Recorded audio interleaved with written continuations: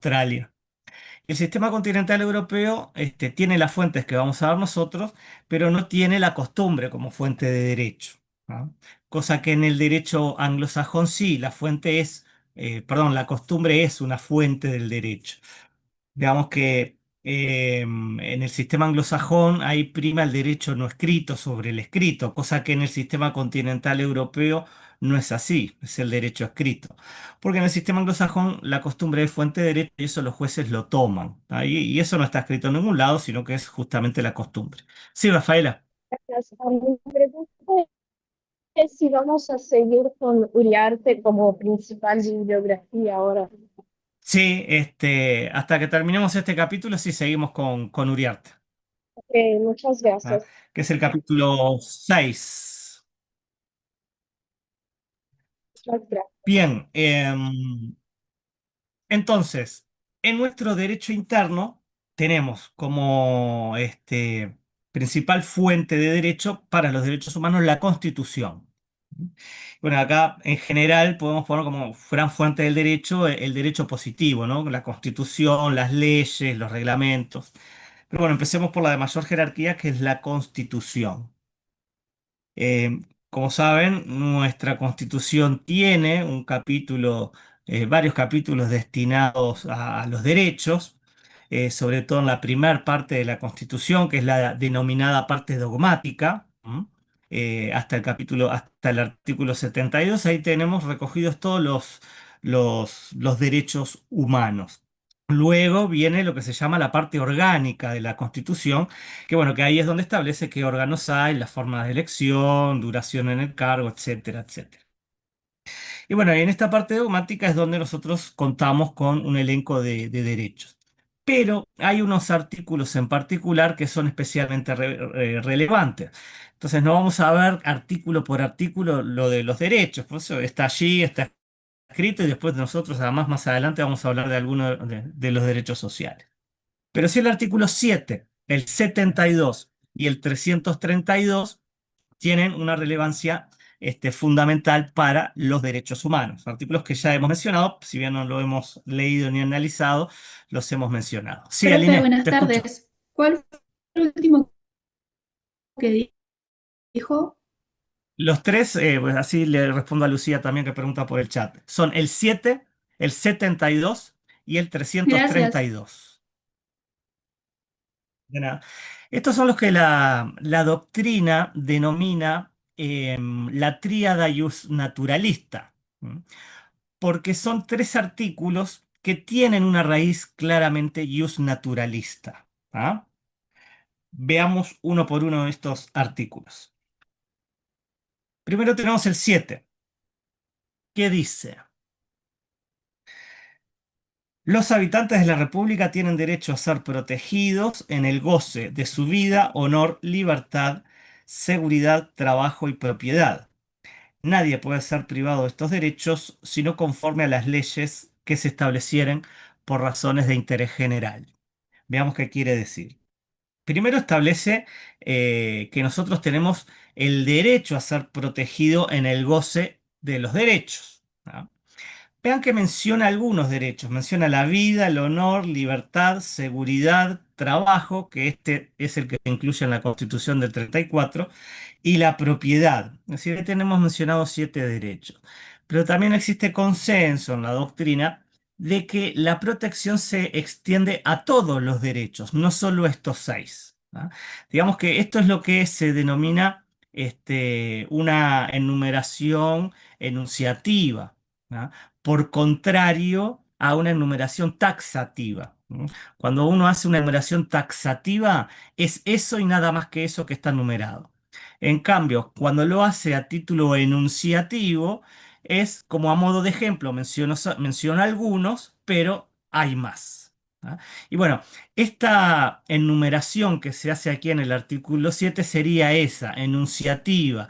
Es decir, se mencionan estos 6, pero hay más. ¿Tá? No son los únicos que van a tener la protección. Porque además de lo contrario sería ilógico, ¿no? Que estarían protegidos solo esos 6 artículos y todo el resto no. ¿Ah? Entonces, lo primero importante ahí lo que establece es, bueno, la protección al goce de los derechos. Em, Luego, en la segunda oración, dice que nadie puede ser privado de estos derechos sino conforme a las leyes. Esto también es importante porque establece el criterio de que los derechos solo pueden ser limitados por ley. ¿Ah? Cualquier limitación a los derechos tiene que hacerse por ley. ¿Mm? No se puede hacer por una resolución presidencial, por un decreto del Poder Ejecutivo o por una resolución de cualquier ministerio. O un organismo del Estado no podría decidir una limitación a los derechos. Solo se puede hacer por ley. O cuando una ley habilite a determinado jerarca a hacer. Pero además no cualquier ley. Vean que dice, por leyes que se establecieren por razones de interés general.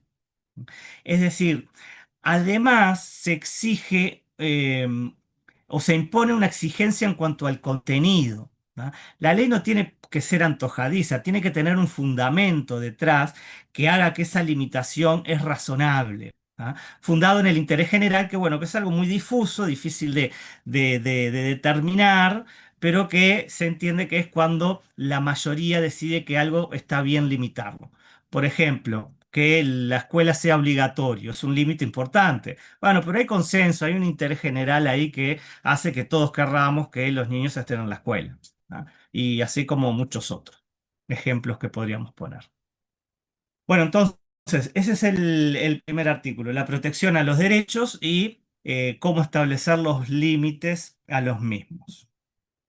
Después tenemos el 72 que dice, la enumeración de derechos, deberes y garantías hecha por la Constitución no excluye los otros que son inherentes a la personalidad humana o se derivan de la forma republicana de gobierno. Entonces, acá tenemos que la Constitución nos dice que, sí, Génesis. ¿A qué se refiere con la personalidad humana? Bueno, ahora vamos a ver. La enumeración de los derechos, además dice deberes y garantías, la enumeración de los derechos, deberes y garantías, pero lo que nos interesa más son los derechos.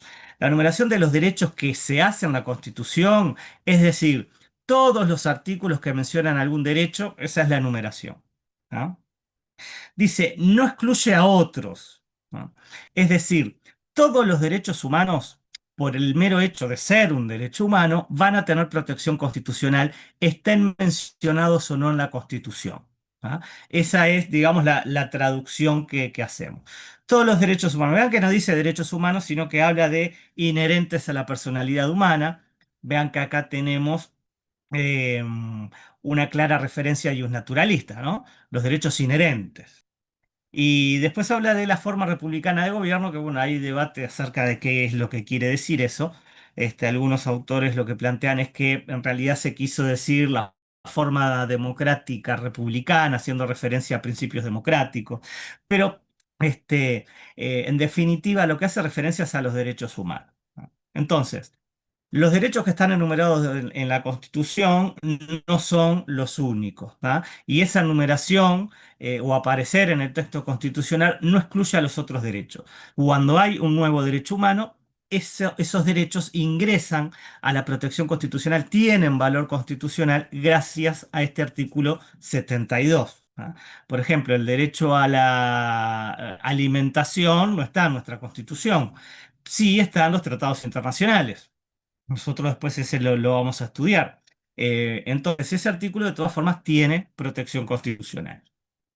Bueno, para los derechos humanos es muy importante, porque no se nos va a generar en el sistema jurídico eh, esa cuestión de que hay derechos mencionados en la Constitución, por lo cual tienen protección constitucional, y otros que no, que están solo mencionados en las leyes. ¿No? Entonces, tienen relevancia legal, pero no constitucional. Acá con el artículo 72 no tenemos ese problema, todos los derechos tienen rango constitucional. Y por último, tenemos el 332 que dice, los preceptos de la presente Constitución, que reconocen derechos a los individuos, así como los que atribuyen facultades e imponen deberes a las autoridades públicas, no dejarán de aplicarse por falta de la reglamentación respectiva, sino que esta será suplida recurriendo a los fundamentos de leyes análogas, a los principios generales de derecho y a las doctrinas generalmente admitidas. Entonces, todos los artículos que reconocen derechos no pueden dejar de aplicarse por el hecho de que no estén reglamentados. ¿Ah? Ahí el juez lo tiene que aplicar igual. Este artículo es como un mandato al juez, ¿no? Si usted, juez, encuentra que hay un artículo o un derecho, mejor dicho, y que ese derecho no está reglamentado, bueno, no debe dejar de reconocerlo, debe aplicarlo. Ahora, ¿de qué manera? Bueno, llenando el vacío como se hace en el derecho. Y ahí se recurre a los principios generales del derecho, leyes análogas, principios, eh, doctrinas más admitidas, y se completa allí ese vacío legal. Esto es para evitar que cuando nosotros tenemos un derecho, porque en general, cuando se establecen los derechos, ustedes vean que las normas lo van a hacer de una manera amplia. ¿Ah? Después va a ser necesario siempre un trabajo de reglamentación, ¿m? Ya sea porque si está en la Constitución será necesario adoptar alguna ley, o incluso si hay ley, además va a ser necesario que el Ejecutivo la reglamente. ¿Mm? Pero bueno, eso no necesariamente siempre pasa. Ahora, cuando tenemos una norma que establece algo y no está reglamentado, la implementación es muy difícil, ¿no? Porque bueno, no está asignado quién lo debe hacer, qué competencias tiene, de qué manera debe hacerlo. Y bueno, eso sería lo que faltaría, digamos, si falta esa reglamentación. Sí, Disculpe, Denis. profe, ¿qué establece el artículo 332? Porque no entendí. Lo que dice es que eh, eh, cada vez que hay un derecho reconocido, este no debe dejar de aplicarse si es que no está reglamentado, ¿no? Hay que aplicarlo igual. ¿Ah? Veamos. Por ejemplo, el derecho a la salud está establecido en la Constitución y en normas internacionales que también lo reconocen. Pero después tenemos una ley, que es la Ley de Derechos de Usuarios y Pacientes, que establece con más minuciosidad, bueno, cuáles son esos derechos, etcétera, etcétera.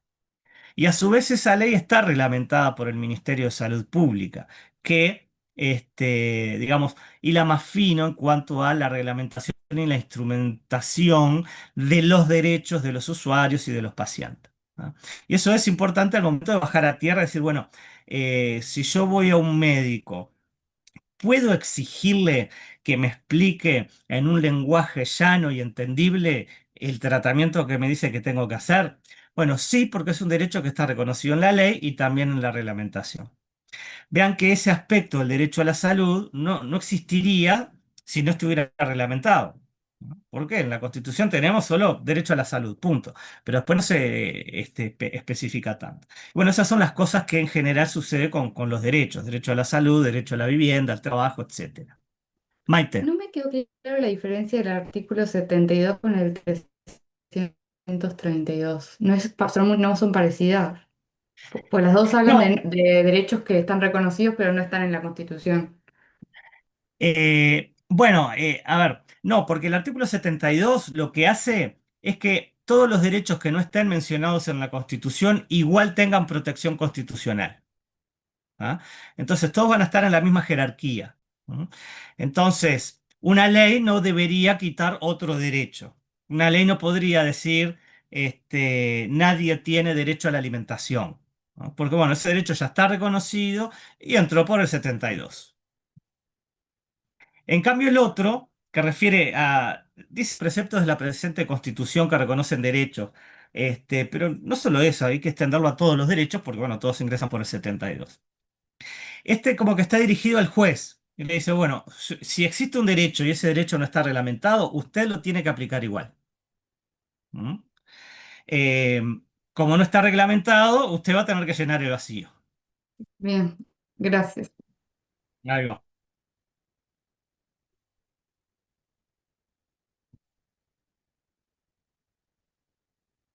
Esto también tiene que ver con algo que se ha desarrollado en la doctrina internacional de los derechos humanos, que lo tiene mencionado dos veces en el libro. Vean, una que se refiere a lo que se llama la presunción de operatividad o la autoejecutabilidad de los derechos humanos, que lo van a encontrar en la página 157 y en la 162. Veamos qué quiere decir eso. Se llama entonces presunción de operatividad o autoejecutabilidad de derechos humanos, de las normas de derechos humanos. Y bueno, y se dice que las normas de derechos humanos son autoejecutables. ¿Qué quiere decir? Algo muy parecido a lo que establece este artículo. Cuando un Estado ratifica un tratado internacional y ese tratado establece derechos, los derechos allí establecidos ya operan desde el momento en que se ratificó el tratado. No es necesario esperar ninguna acción posterior del Estado. Por eso son autoejecutables. Yo los puedo ejecutar automáticamente. ¿Por qué? Por lo mismo que explicamos con el 332. Muchas veces los estados ratifican tratados, entonces cuando van a las conferencias internacionales se sacan cartel y dicen, bueno, nosotros tenemos tantos tratados de derechos humanos, son importantes para nosotros, etcétera. Pero muchas veces los ratifican y después ese tratado queda en un cajón y nadie más este, se encarga de nada. Y los tratados, así como las disposiciones constitucionales, necesitan de reglamentación a la interna del Estado. Si ratificamos un tratado sobre violencia contra las mujeres que la prohíbe, pide que el Estado tenga acciones para luchar contra la violencia, después eso se tiene que bajar a tierra. Bueno, ¿quién lo va a hacer? ¿Qué organismo? ¿Qué mecanismos les vamos a dar? Vamos a crear un recurso para situaciones de violencia, se va a crear una oficina. ¿Quién diseña la política? ¿Quién la lleva adelante? Eso es el bajar ese tratado y reglamentarlo en definitiva. Entonces, para evitar eso de que cuando un Estado ratifica un tratado luego no hace más nada, existe esta idea de la autoejecutabilidad o presunción de operatividad. Entonces, si yo me veo afectado en un derecho que está reconocido en ese tratado, a pesar de que no esté reglamentado, yo puedo reclamar por su cumplimiento. ¿Ah? Y ahí el juez lo mismo, va a tener que reconocer la existencia de ese derecho y darle protección.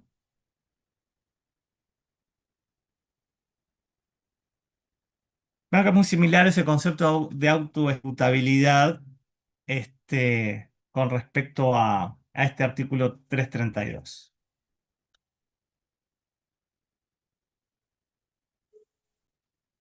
Profe, ¿puede ser también, por ejemplo, el derecho a la vivienda? Sí, también. Sí, claro.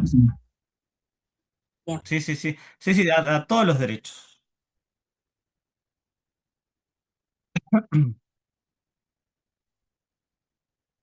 Bueno, después tenemos la ley como otra de las fuentes del derecho.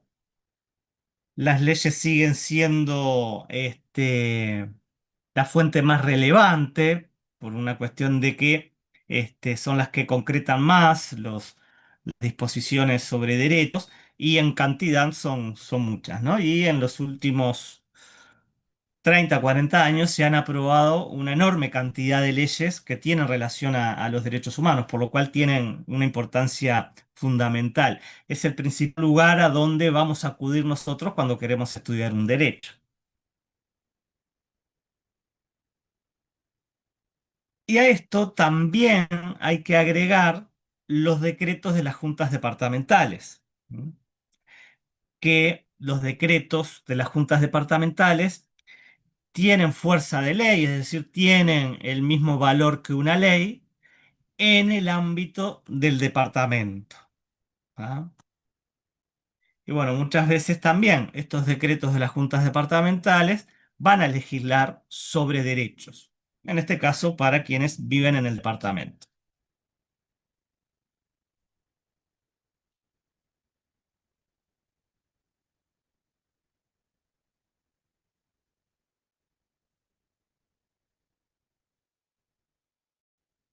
Ustedes van a ver que ahí Uriarte hace referencia y distingue entre lo que es la ley formal y la ley material. Vamos a explicar un poquito qué quiere decir, así cuando después lo vean lo pueden entender. Cuando una ley formal es aquella ley que es aprobada por el órgano legislativo nacional, es decir, el poder legislativo, siguiendo los procedimientos establecidos en la Constitución. ¿Ah? A eso se le llama ley formal. ¿No? Cuando un poder ejecutivo ratifica una ley, ¿ah? Y eso se hizo conforme a los pasos que están en la Constitución, no se saltearon nada. Pero después existe lo que se llama ley material. ¿Por qué? Es material porque en contenido, en sustancia, es lo mismo que la ley formal, ¿ah? Es una norma general, es una norma abstracta, ¿ah? Pero formalmente no es una ley. Por eso se llama solo ley material. Cumpliría con el aspecto material de una ley y no con el aspecto formal, ¿no? Que es la que sea aprobada por el Parlamento. Y esto refiere a normas que son materialmente ley, es decir, generales y abstractas, pero que no son aprobadas por el Poder Legislativo, sino por otro órgano. ¿Mm? A eso se le llama ley material. En nuestro país, el único caso que existe es los decretos de las juntas departamentales. ¿Ah?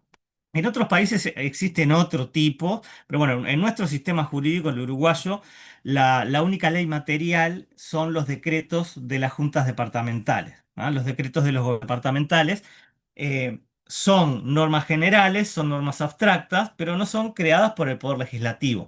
Es, digamos, un legislativo departamental. Entonces se le denomina ley material. Sí, Denis. Lo de la ley material son, por ejemplo, la costumbre, la jurisprudencia. No, no, no. Costumbre y jurisprudencia son otro tipo de fuentes.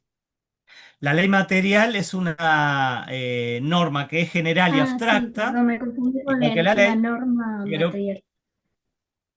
sí, pero que es aprobada por otro órgano y no por el Sí, legislativo. ¿Ah? perdón, gracias. No, no. Rafaela. Gracias. Mi pregunta es, solo para continuar, las leyes generales y abstractas son aquellas que se pueden ser aplicadas a todas las personas en situaciones que no, no, no ocurrieron todavía, son como ficticias también. Sí ocurre un homicidio, es eso. Exacto, claro, es así. Es general y es abstracto, es decir, es general porque no es para una persona en particular, ¿no? Todos los que cometan homicidio. Y es abstracto porque no plantea exactamente el caso, sino que, bueno, el que mata a otra persona, ¿no? Pero El matar a ah, otra persona. solo más una pregunta. Yo había leído que la jurisprudencia y costumbre eran materiales también. Exacto, sí, ahora vamos a hablar de eso. Sí, Iván. Ok, Bueno, gracias. mi duda era ¿por qué los decretos del Poder Ejecutivo no cuentan como ley material? Bueno, porque ni formalmente ni materialmente son una ley, digamos, son una instancia un escalón debajo de las leyes. Los decretos del Poder Ejecutivo lo que hacen es reglamentar leyes. Entonces no tiene carácter de ley. Así no, es un reglamento. A veces la denominación que les dan los organismos varía, pero en el Poder Ejecutivo se llaman decretos, ¿no? También tiene reglamentos y otras cosas, pero en general se les llama decretos. Pero es una norma de tipo reglamentaria, ¿no? A veces en algunos organismos públicos se les llaman estatutos cuando refiere a los derechos y obligaciones de los trabajadores. La Suprema Corte les llama acordadas. Y bueno, a veces cambia la denominación, pero sustancialmente son Pero no tiene reglamentaciones. el mismo alcance que una ley, o sea, no puede hacer decreto de cualquier cosa, digamos. No, claro. Y el decreto tiene la limitante de que no se puede exceder en lo que plantea la ley. Es decir, si supongamos que una ley limita un derecho, el decreto no puede limitar más que lo lo hizo la ley. Si lo Ah, hace, bien, sería perfecto, ilegal. gracias. No de nada. Este, Bueno, eso es lo que, como alguno mencionó por allí, es lo que se denominan las fuentes formales, en el sentido de cuáles son las fuentes obligatorias. ¿Ah? Pero después están lo que se llaman las fuentes materiales, es decir, aquellas fuentes que no son obligatorias, pero que de todas formas a veces pueden ser usadas por la doctrina, etcétera. Y ahí es donde aparece la jurisprudencia y la costumbre. ¿M? En nuestro derecho interno, reitero. La jurisprudencia es el conjunto de sentencias que van tomando decisiones sobre los temas. Y bueno, en general cuando tendencias se van repitiendo se le llama ahí que jurisprudencia. Y la costumbre, bueno, la costumbre es cuando existe una práctica extendida en el tiempo y las personas la toman como obligatoria, ahí se dice que hay una costumbre. Tanto jurisprudencia como costumbre en nuestro país no son fuente del derecho, no son fuente formal, en tal caso solo fuente material. En ese sentido, la jurisprudencia no obliga a los jueces. ¿Ah? Supongamos que la jurisprudencia viene fallando en un sentido, en un tipo de casos, y de buenas a primeras aparece un juez que falla absolutamente lo contrario. Bueno, se puede, ¿no? Y de hecho a veces pasa, ¿no? Porque justamente no son fuente obligatoria del derecho. Lo mismo la costumbre, excepto un artículo del Código Civil que refiere, ese artículo dice algo así como que los límites o la altura máxima de las medianeras se establecerán según la costumbre de la zona. ¿No? Es decir, no pone un límite, sino que depende de la zona. Es la única referencia en nuestro derecho que hay a la costumbre, ¿no? Muy, como verán, muy, muy lateral. Esto es así aquí, les decía, porque recordemos que en el sistema anglosajón la costumbre y la jurisprudencia sí son obligatorias, sí son fuente formal. ¿Ah? Por eso ustedes habrán visto en las películas de Estados Unidos cuando se citan los antecedentes judiciales. Eso es porque los jueces están obligados a fallar de la misma manera que falló el juez anterior. ¿Ah? Si quiere cambiar el fallo, ahí lo que tiene que hacer es justificar que el caso es diferente. ¿No? Entonces va a decir, no sigo las sentencias, la jurisprudencia, porque en realidad este caso no es igual a los otros. Tiene estas cosas que lo hacen diferente, por lo cual tengo que tomar una decisión novedosa, ¿no? Pero el precedente judicial en el sistema anglosajón es obligatorio, así como la costumbre también. Bueno, vayamos ahora a las fuentes de derecho internacional, que acá hay una variación respecto a lo que son las fuentes de derecho interno, porque bueno, acá lo que tiene que ver con el derecho internacional de los derechos humanos recoge la tradición del derecho internacional, ¿no? Y las fuentes del derecho internacional, en general, el derecho internacional público. Acá lo primero que tenemos que distinguir es entre dos normas que son las declaraciones y los tratados, que son dos normas diferentes, con consecuencias diferentes también.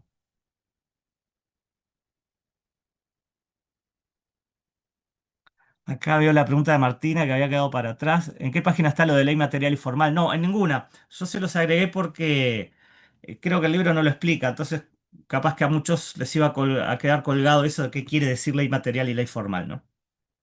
Porque aparece mencionado pero no lo explicita. Veamos, las declaraciones son manifestaciones unilaterales de voluntad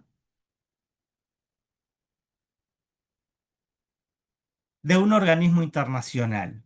Repito, manifestaciones unilaterales de voluntad de un organismo internacional.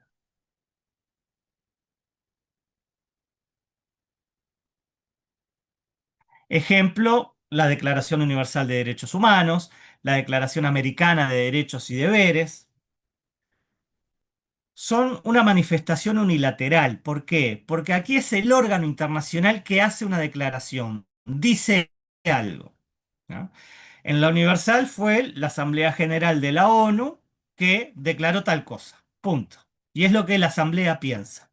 En el caso de la americana fue la Asamblea General de la OEA, la Organización de Estados Americanos. Entonces, ahí hay una manifestación unilateral de voluntad. Es un órgano internacional que dice algo, sobre una cosa. Por este carácter, las declaraciones no son obligatorias. ¿Mm? Porque recordemos que en el derecho internacional, para que algo sea obligatorio, los estados tienen que estar de acuerdo. Por eso, después vamos a ir al otro, que son los tratados, que los tratados se tienen que firmar, el estado se tiene que adherir voluntariamente.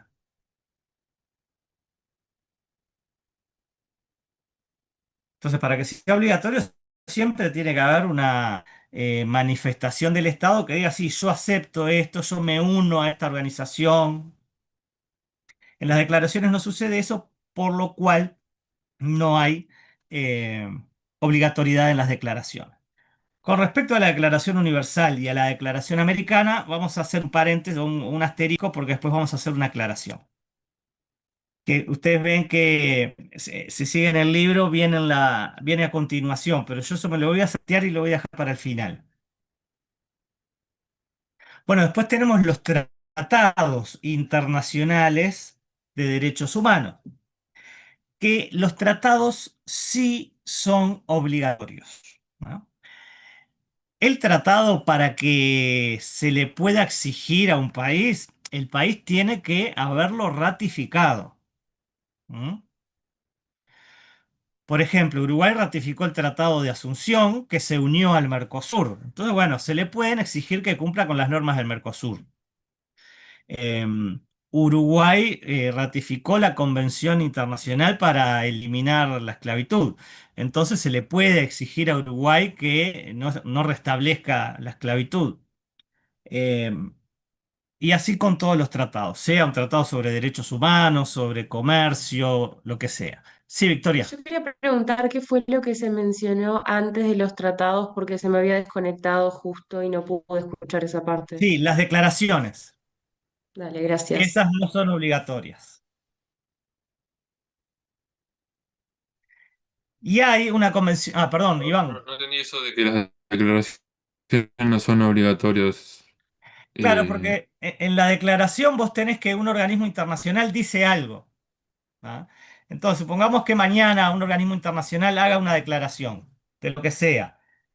eh, ¿Por qué le van a exigir a Uruguay que cumpla con esa declaración? Si Uruguay no participó en nada, nunca dijo que estaba de acuerdo con eso, nunca dijo que estaba dispuesto a hacer eso.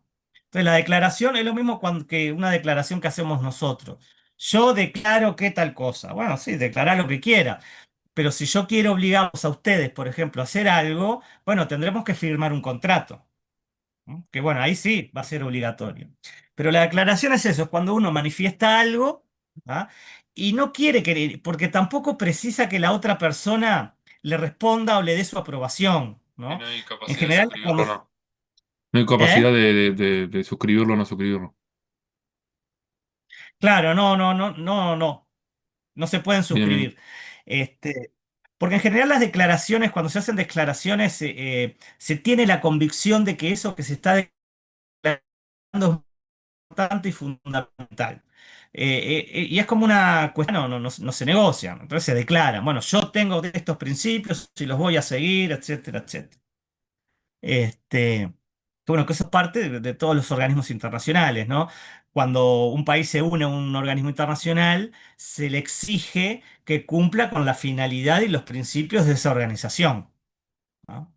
Este, un país que, yo qué sé, supongamos que encontramos un país que dice, yo quiero conquistar a todo el resto, en mi constitución está establecer el imperio de mi país a nivel mundial. Bueno, con ese tipo de declaraciones es difícil que pueda entrar a la ONU. Porque justamente las bases y los principios, por lo menos los que están escritos, dicen otra cosa, ¿no? Pero por eso las declaraciones tienen ese valor declarativo nomás, ¿ah? Es ese organismo que quiere decir algo. Los tratados, en cambio, ya están pensados para, sí, para generar derechos y obligaciones entre los estados. ¿Ah? Como por ejemplo el reciente tratado entre Uruguay, o mejor dicho, entre el Mercosur y la Unión Europea. Ahí hay derechos y obligaciones. Yo puedo exportar tanto, vos podés eh, mandarme tanto y bueno, y así dependiendo de los productos, los rubros, etcétera. Sí, Rafaela.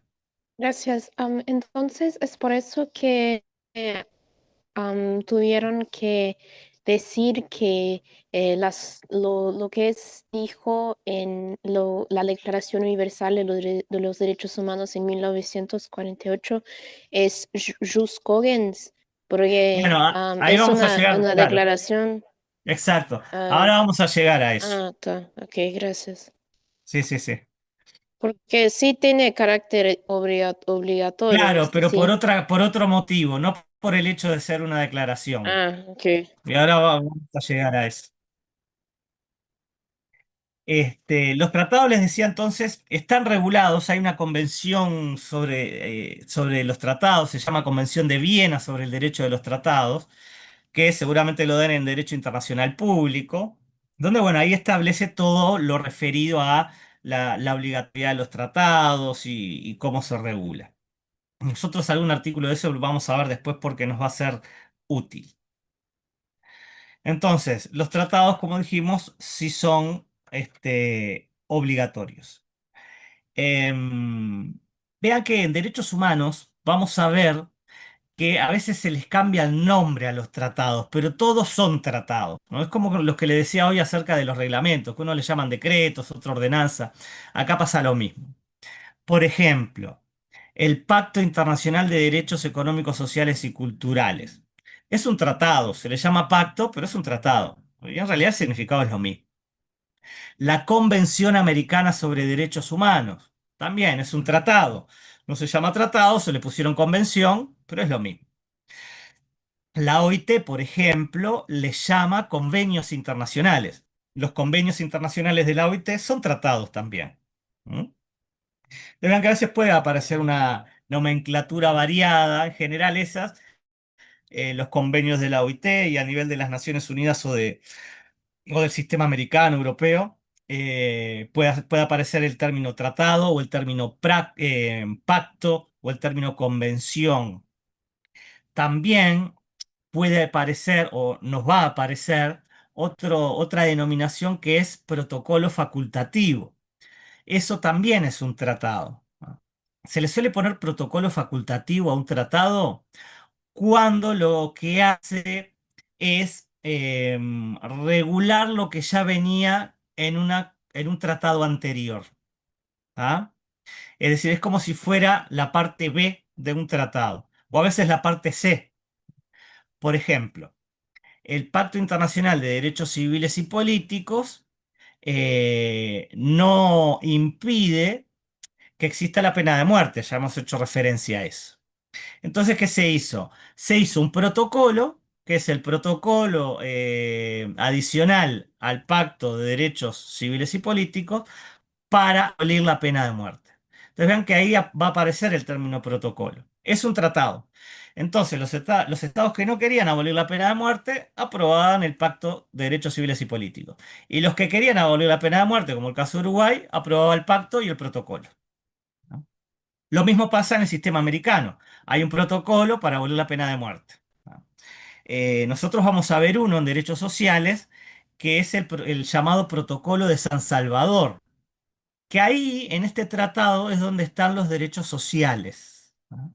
Porque la Convención Americana, a pesar de que el nombre es sobre derechos humanos, en realidad no es sobre todos los derechos humanos, porque ahí solo vamos a encontrar los derechos civiles y políticos. ¿Ah?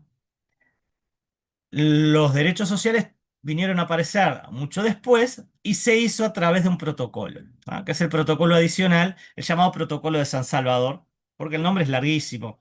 El nombre es Protocolo Adicional a la Convención Americana sobre Derechos Humanos relativo a los derechos económicos, sociales y culturales. ¿Ah? Entonces, para cortar, le decimos Protocolo de San Salvador. Génesis. Perdón, pero a mí no me quedó clara la diferencia entre pacto y tratado y si uno Organización sería un pacto o un tratado. No, pacto y tratado es lo mismo. ¿Ah? Pacto, tratado, convención, protocolo es lo mismo. Se le llama a veces de diferente manera. Pero ojo porque estos son normas jurídicas. ¿Ah? Y en este caso, un tratado es una norma de derecho internacional. Después tenemos los órganos, que eso es otra cosa. Son los organismos que van a ser quienes desarrollen esos tratados, ¿no? Sí, Perdón, vamos. pero entendí entonces que hay como una costumbre llamada protocolo de esos tratados adicionales de otros tratados. Claro, sí. Bien. Yo te digo que es cuando ese tratado o ese protocolo tiene relación con uno anterior. ¿Ah? Como que es un capítulo siguiente o un agregado que se le hace.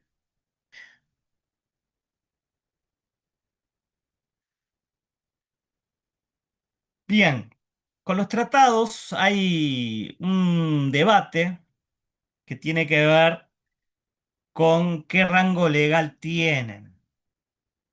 Este, y acá la doctrina adopta variadas posiciones. Hay quienes dicen que el tratado en Uruguay tiene el valor de una ley. ¿No? Si se ratifica un tratado vale lo mismo que una ley. Hay otros que sostienen que tienen un valor constitucional. Otros ponen al derecho internacional por encima del derecho interno, por lo cual van a decir que los tratados tienen un valor supraconstitucional. Están por encima de la Constitución. Y bueno, después pueden haber algunas más. Hay algunas que lo ponen entre la Constitución y la ley. Varía mucho.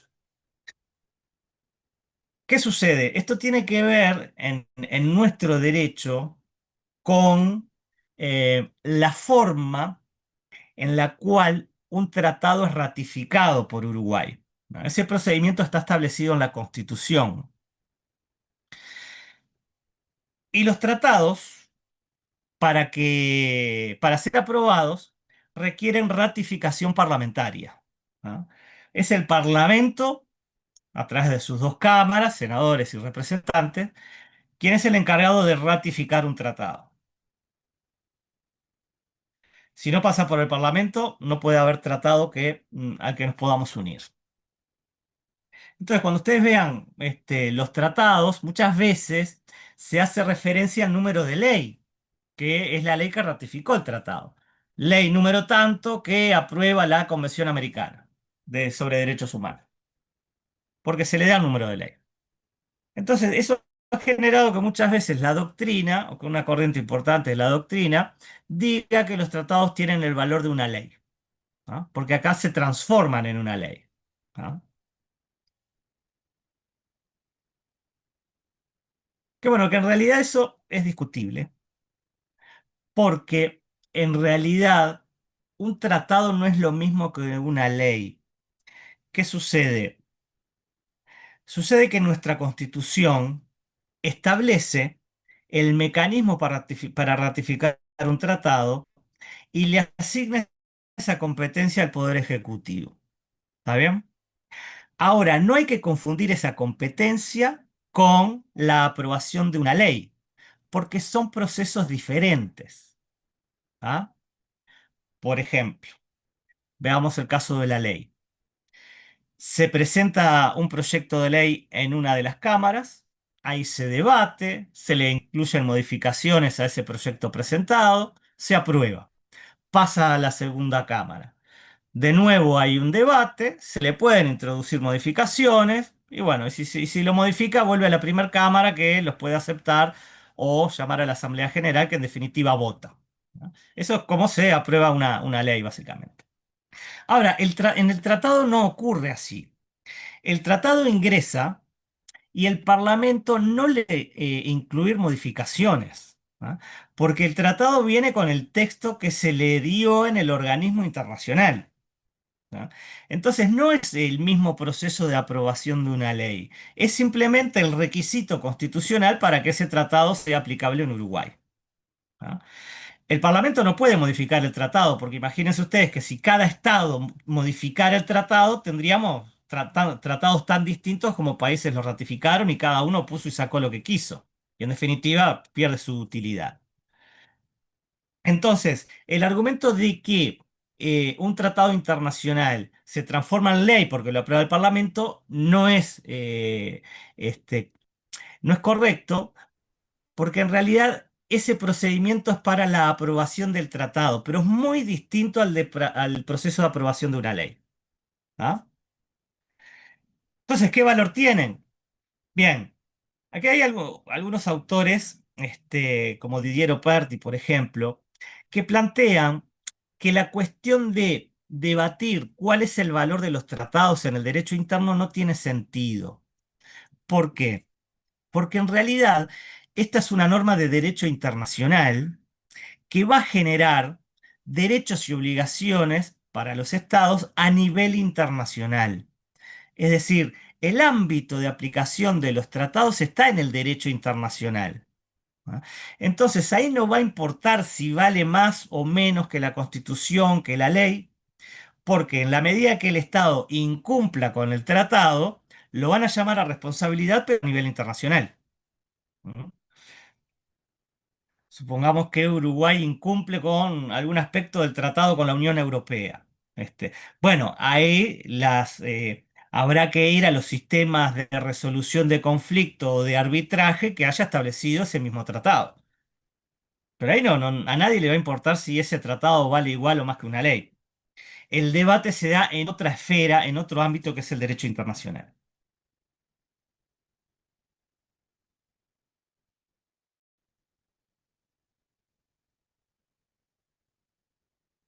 Bueno, bien, eso en cuanto a cómo es el proceso de aprobación de los tratados. Además, estas normas tienen alguna particularidad que tiene que ver con lo que se denomina la reserva de los tratados. Esto es aplicable a todos los tratados y está en los convenios en la Convención de Viena sobre el derecho de los tratados. ¿Qué es una reserva a un tratado?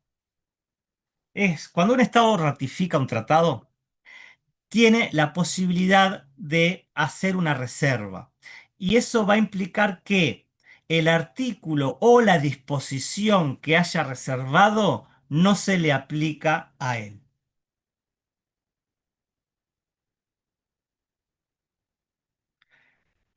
Por ejemplo, cuando Uruguay ratificó la Convención Americana sobre Derechos Humanos, hizo una reserva del artículo 23, el literal B del artículo 23, porque ese artículo hace referencia a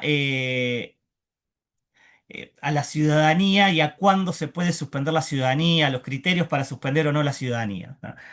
Y ese literal B es incompatible con lo que dice nuestra Constitución. Como ustedes saben, en determinados casos, cuando una persona está condenada, pierde la ciudadanía. No en todos los casos, pero sí en algunos.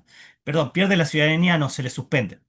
Y bueno, esa disposición constitucional chocaba contra la Convención Americana. ¿Qué sucede? Modificar ese artículo de la Constitución es difícil. La otra vez vimos las reformas constitucionales y todas referían al Poder Ejecutivo, al Legislativo, al sistema de elecciones. A nadie le va a interesar embarcarse en una reforma por un inciso de un artículo que refiere a la ciudadanía. Entonces, ¿qué hizo Uruguay? Estableció una reserva sobre el artículo 23 literal B. Entonces, ese artículo a Uruguay no se le aplica. ¿No? Por lo cual nosotros no violamos la convención, porque si no se hubiera hecho la reserva, en forma inmediata estaríamos violando la convención. ¿Ah? Y bueno, ese es el mecanismo de la reserva. Para poder hacer una reserva, hay que ver si el tratado nos permite hacerla. ¿Está bien? Hay veces que los tratados dicen, y esto varía de tratado en tratado, hay veces que los tratados dicen, no se podrá hacer una reserva de los artículos tales y cuales. O alguno dice, no se podrá establecer una reserva sobre ninguno de los artículos de este tratado. ¿Mm? Ahí va a depender la materia que trate y caso a caso, ¿no? Aline, te escucho.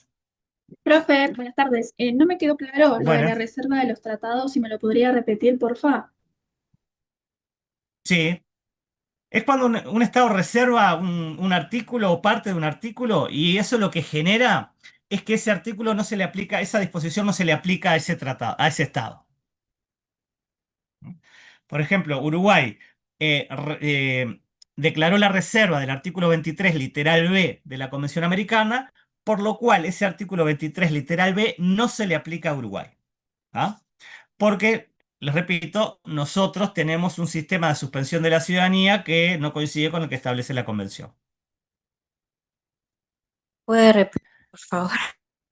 No me quedó claro tampoco lo de la reserva. La reserva es que el artículo o la disposición que se reserva no se le aplica al Estado que hizo la reserva. Perfecto, gracias. Es eso, no se le aplica. Sí, Jessica. Profe, buenas. Dos consultas. Buenas. La primera, ¿tienen que fundamentar por qué lo reservan? No. No, no. Ah. Y la segunda es si tienen un límite, tipo, si de un tratado son, no sé, 100 artículos, si quieren reservar 20 se Sí. puede. Eso depende de cada tratado, y hay que leer el tratado para ver si permite o no permite hacer reservas. O si se pueden hacer reservas por algunas cosas y por otras no. ¿No? Por eso, ahí hay que ver tratado a tratado, ¿no? Pero ya les digo, el efecto va a ser ese y en general se hace cuando eh, un Estado no está de acuerdo con alguna disposición o sabe que en su derecho interno eso vulnera la disposición y bueno, y no está dispuesto a cambiarlo, ¿no? Bien.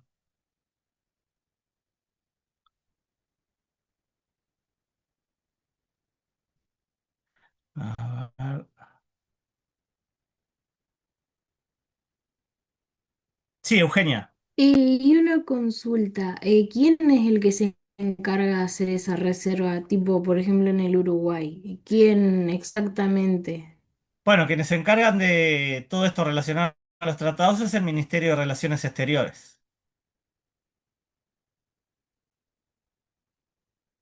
¿no? Ahí es donde se procesa todo eso.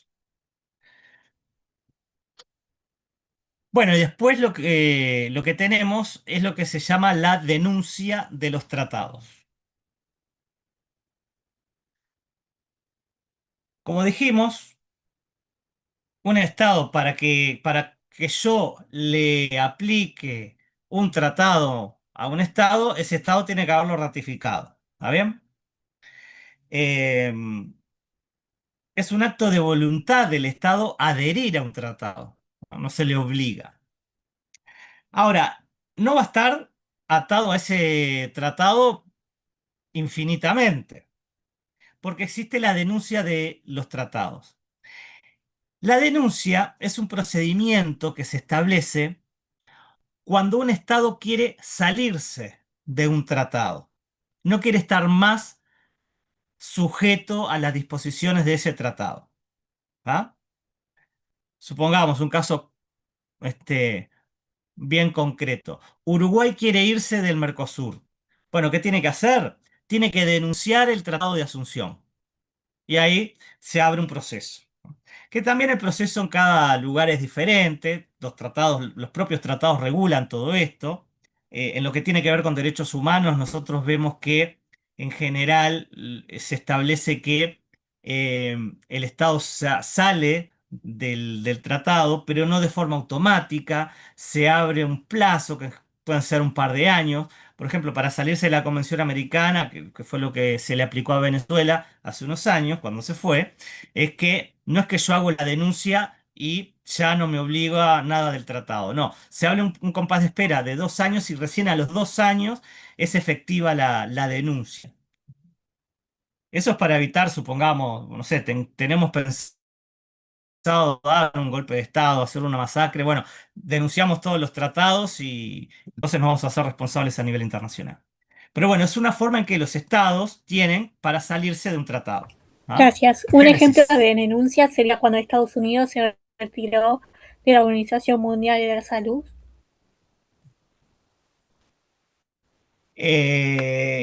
Bueno, ahí habría que ver la forma en que ingresó, porque si fue por la ratificación de algún tratado puede ser, pero ahí no sé si esa fue la vía. Creo que no. pero sería más claro si Estados Unidos se va de la ONU. Bueno, ahí tendría que denunciar la Carta de la ONU, que es el tratado que crea la ONU. Pero ahí en estos organismos internacionales no hay tratado, me parece que los... pero habría que ver. Hay un... Podría ser. Denis. Sí, el procedimiento de denuncia de los tratados es diferente para todos los tratados, ¿no? Cada uno tiene Claro, cada uno puede sus establecer métodos. cosas diferentes, sí.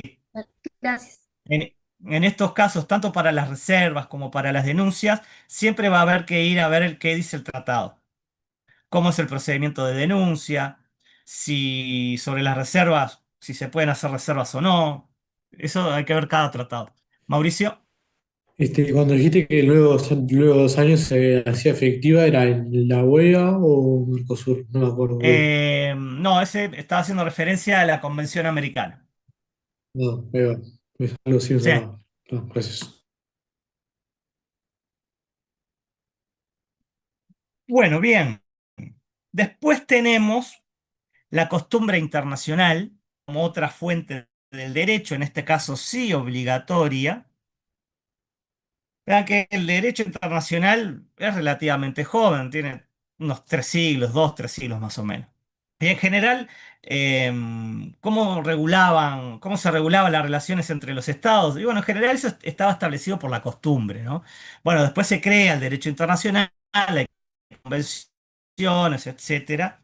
De todas formas, la costumbre como una fuente del derecho, es decir, cómo los estados terminaban acordando o solucionando diferendos, todo ese tipo de cosas que pueden estar establecidas en la costumbre, también eso es una fuente para el derecho internacional. Sí, Ailish. No, que justo se me cortó y no escuché el nombre, si dijiste algo, o sea, que es costumbre internacional o es otra cosa. No, costumbre, sí, Ah, costumbre ok, internacional. gracias. No de nada.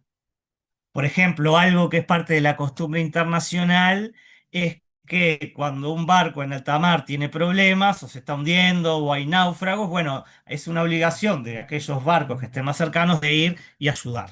¿Ah? Eso no está escrito en ningún lado, pero sí es parte de la costumbre internacional. Y bueno, y si hay alguien que no hace eso, puede generarle responsabilidad hasta penal, ¿no? Este, me acuerdo hace unos años el caso del Costa Concordia que se cae en aguas del Mediterráneo y uno de los primeros en abandonar el barco fue el capitán.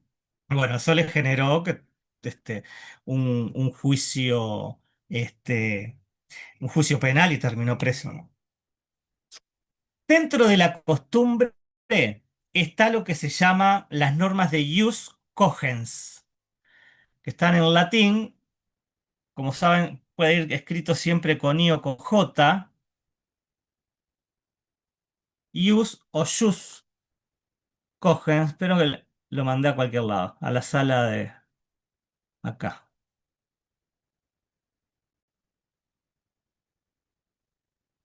Ahí. Use cogents. El use cogents son normas, son parte de la costumbre internacional, pero son normas que han adquirido una jerarquía superior a las otras y se han transformado en obligatorias, em, y no pueden ser dejadas sin efecto.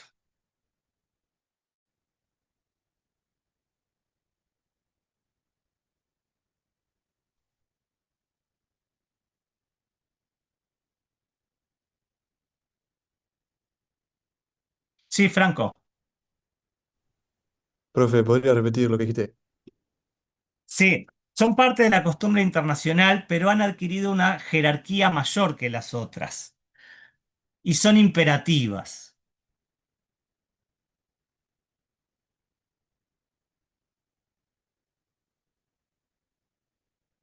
Muchas gracias. No, de nada.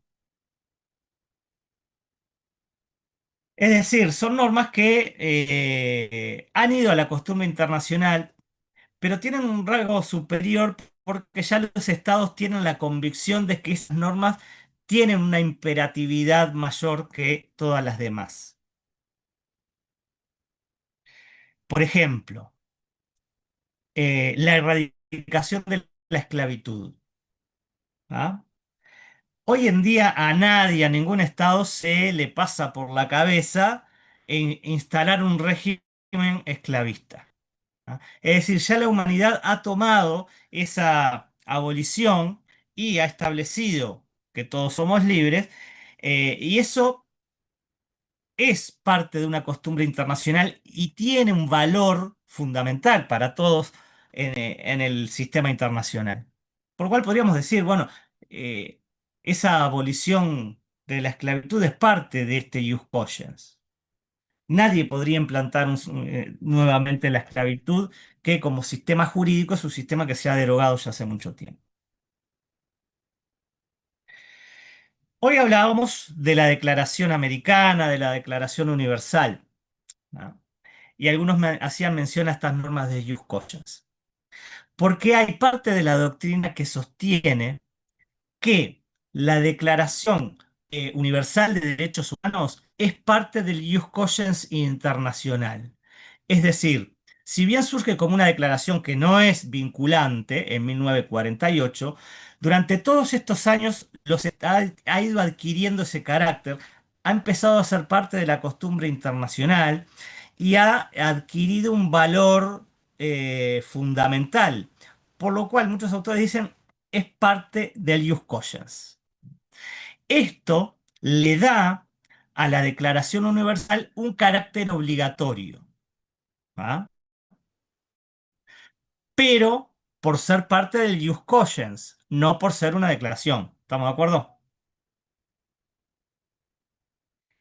Incluso hay una declaración. En 1968 se hace una conferencia sobre derechos humanos, Teherán, y ahí se hace una declaración que dice que, perdón, que declara la obligatoriedad de la declaración.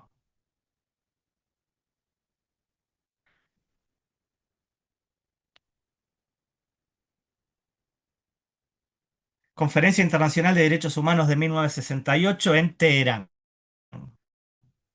Declara la obligatoriedad de la declaración. Sí, Iván, te escucho. Entonces, todo, o sea, la obligatoriedad o sea, lo que pertenece a ius cogens o no, lo tiene que dar como un Y organismo no, o es algo la así. doctrina la que va determinando eso. No hay nada escrito en Ah, ningún bien. lado. Por eso hay algunos que dicen que no, que la Declaración Universal es una declaración y que no tiene que ser obligatoria. Por eso ese debate existe. Bueno, algunos también lo extienden a la Declaración Americana de Derechos y Deberes, ¿ah? Que dicen que también es parte ya del ius cogens internacional.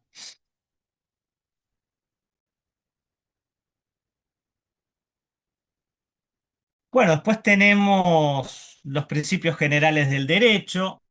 Sí, Luciana.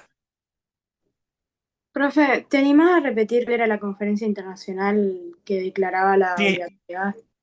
es la Conferencia Internacional sobre Derechos Humanos de 1968 que se hizo. Muchas gracias.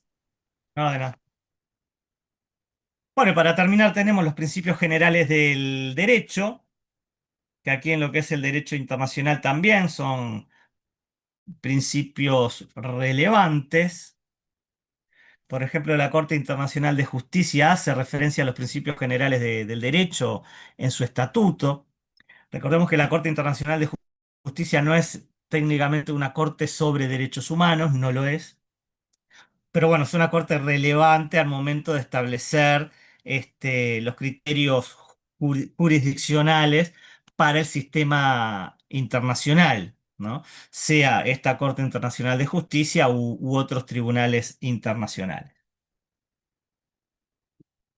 Bueno, algunos de esos principios están recogidos en la Convención de Viena sobre el derecho de los tratados, como por ejemplo, ustedes tienen un par mencionados allí, el Pacta Sunt Servanda, que significa que los tratados se firman para ser cumplidos. Este, Es decir, un Estado no puede poner excepciones al cumplimiento de un tratado. Si lo firmó, lo tiene que cumplir. De esto vamos a hablar más adelante porque tiene que ver con los derechos sociales bastante. Bueno, y después tenemos la jurisprudencia internacional, que en los últimos años ha adquirido una relevancia importante, sobre todo por tres tribunales internacionales que existen sobre, o mejor dicho, por los tres tribunales internacionales que existen en materia de derechos humanos, que es el Tribunal Europeo de Derechos Humanos, eh, la Corte Interamericana de Derechos Humanos y la Corte Africana de Derechos Humanos. Estas tres cortes, y en ese orden han ido desarrollando una jurisprudencia bastante amplia en lo que tiene que ver con la protección de los derechos humanos. El caso africano es más nuevo, un poco más costoso, pero ha tenido también muchos avances interesantes. Después tenemos, bueno, como les dije, la Corte Internacional de Justicia no es sobre derechos humanos. La Corte Penal Internacional no es sobre derechos humanos porque es sobre derecho penal. Así que lo que tenemos son estas tres cortes, ¿no? Pero que bueno, más allá de eso, la Corte Penal Internacional tiene una incidencia relevante porque va a juzgar crímenes de delitos de lesa humanidad, este, por ejemplo. Hablamos, sí, de las tres cortes que nombramos. El Tribunal Europeo de Derechos Humanos, la Corte Interamericana de Derechos Humanos y la Corte Africana de Derechos Humanos.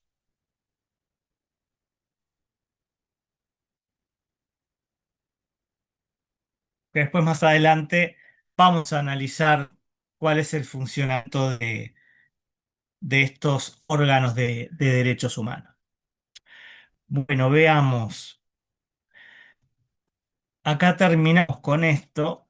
Déjenme ver qué material seguía, porque ahora vamos a usar el material que está en EVA.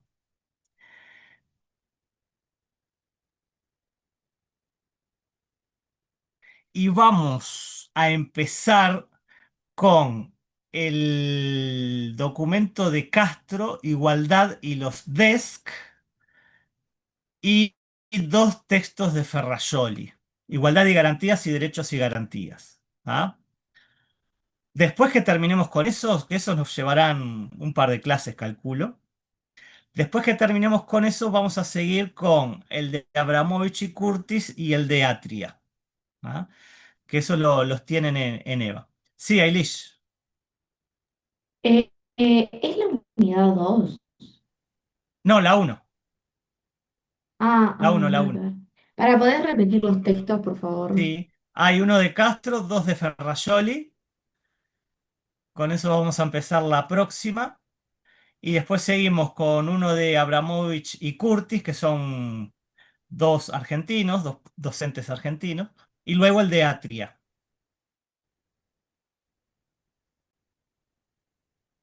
Gracias. De nada. Y bueno, cuando terminemos eso, sí, ahí vamos a terminar la unidad uno. Que después vienen las últimas dos, que en realidad son las dos más cortas, ¿no? La unidad uno es la más grande, que abarca más de la mitad del curso en realidad. Franco, O sea que la clase que viene vamos a dar el de Castro y los dos de Ferrajoli. ahí va. Está bien, gracias. No de nada. Y con Uriarte terminamos. Este era el último tema que teníamos para ver en Uriarte. Victoria. Con respecto al parcial sobre las calificaciones, viste que te da en EVA un porcentaje. ¿Ese es el porcentaje final o hay que restarle algún No, punto es o algo ese, es así? este. Porque No, es ese.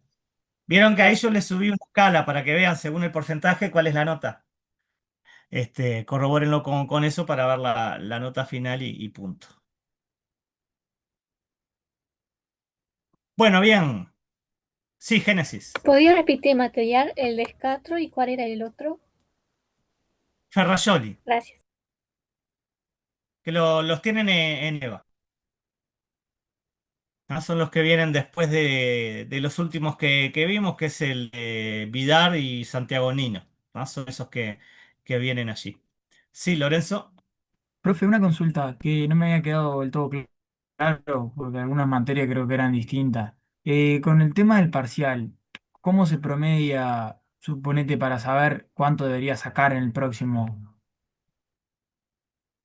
¿Cómo? Claro, o sea, para saber cuánto se necesita para el aceptable. ¿Y vos qué te sacaste?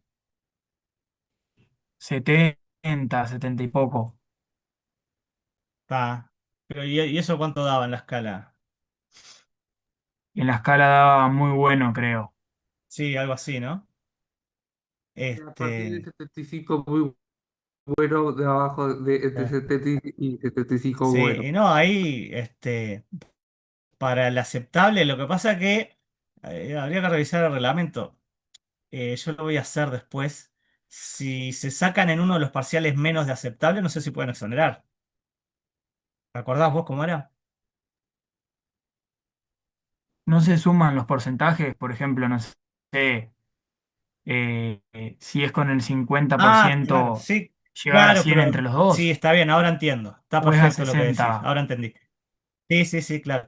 Pero fíjate que eso yo lo tengo que repasar porque es diferente la abogacía notariado y me armo un lío entre los dos. Creo que condiciona que en alguno de los parciales no hayan llegado al aceptable. Por las dudas, fíjense eso. Yo lo Sí, yo tengo entendido es que en uno de los parciales no se puede sacar el examen. después lo voy a bichar a eso. Sí, Génesis. Perdón, pero hay dos materiales de frijol, ¿y cuál de ellos dos es? Los dos de Ferrajoli. Ok, perdón. Sí, los dos, son los dos. Que no nos va a dar para verlos todos en la misma clase. Seguramente el otro nos quede para la próxima. Bueno, muy bien. Hoy es lunes, así que nos vemos el próximo miércoles.